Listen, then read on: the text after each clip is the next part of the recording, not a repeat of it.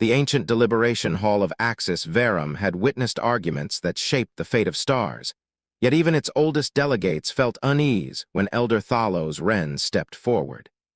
His prism-like form refracted the light of 14 artificial suns as he lifted his ceremonial rod. The chamber fell silent at once. When a Vor Unite spoke, history itself seemed to pause.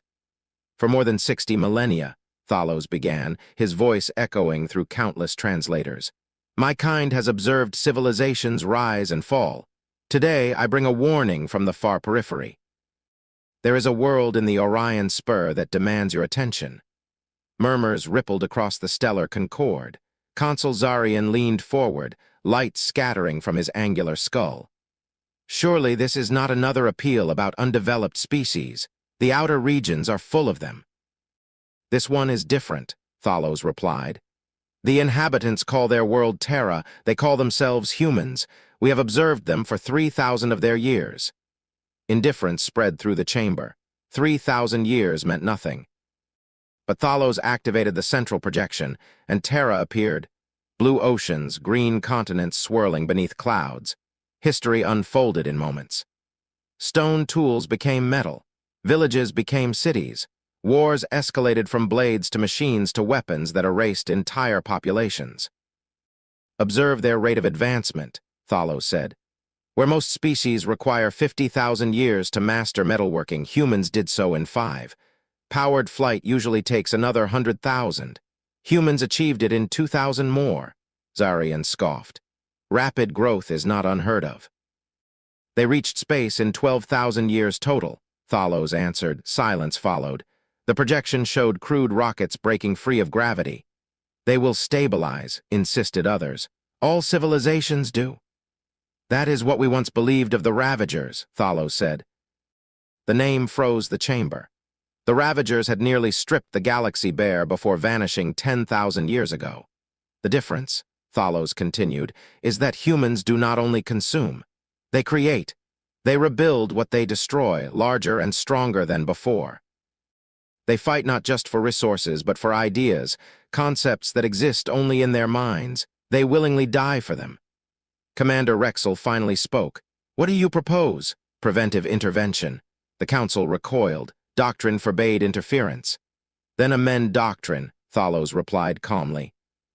Or prepare for the outcome? And what outcome is that? Someone demanded. The collision of limitless creativity with expansion that acknowledges no boundary. The projection shifted, cities rising into the sky, burrowing underground, spreading beneath oceans. Atoms split. Stars reached for.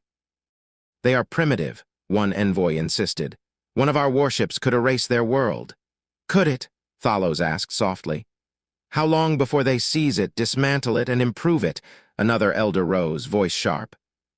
The same species that went from fragile aircraft to splitting the atom in 4 decades does not accept the concept of impossible.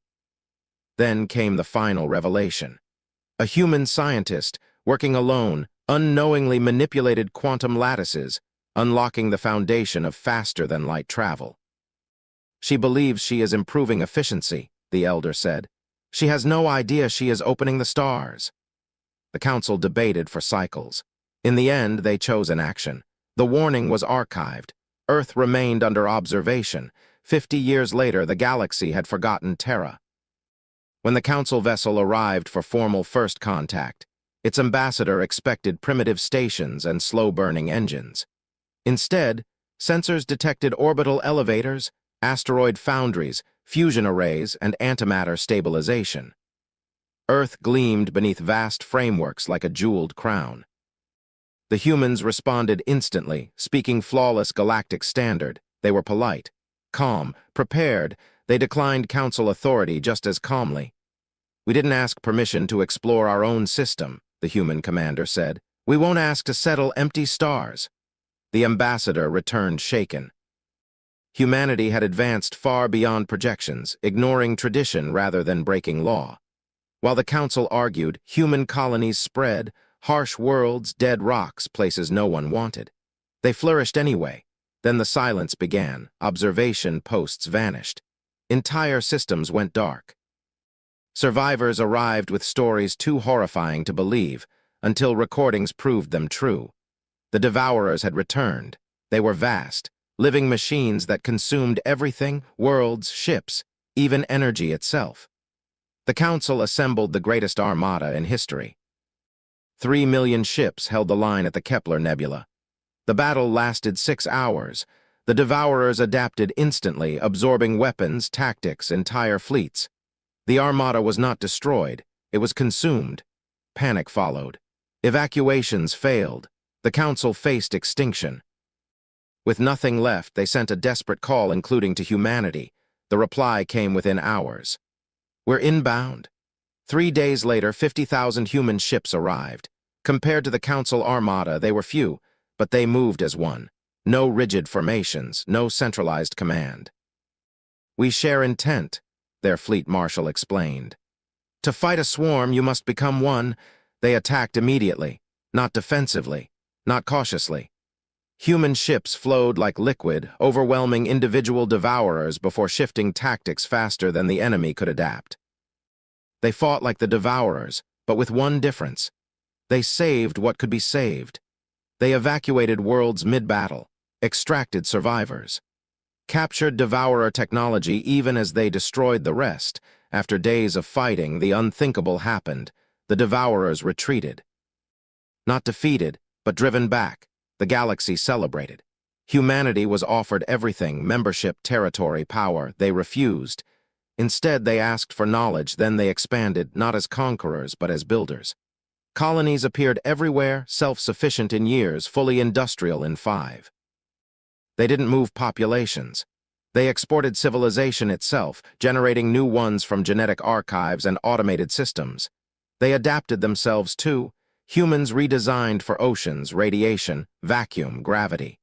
They became many, not one. Sanctions failed. Blockades failed. Resistance collapsed beneath a truth no one wanted to admit. Human worlds worked better. They shared technology freely. Younger species flourished. Stagnant cultures awakened. Ideas spread faster than ships ever could. The ancient balance unraveled, not into chaos but motion. At humanity's rising capital, an elder who had lived 50,000 years watched vessels arrive from across the galaxy. He saw something he had not seen in ages: hope backed by proof. "You were never unstoppable because of strength," he told the human leader. "You were unstoppable because you refused to accept limits." "And those who cannot adapt?" she asked. "They become memory," the elder replied. "But many more will discover they were capable of more." As he departed, humanity continued outward, not to rule, not to destroy, but to transform. They shattered impossibility not with conquest, but with belief. The warning had been right. Humanity could not be stopped, not because they were a threat to the galaxy, but because they reminded it how to grow.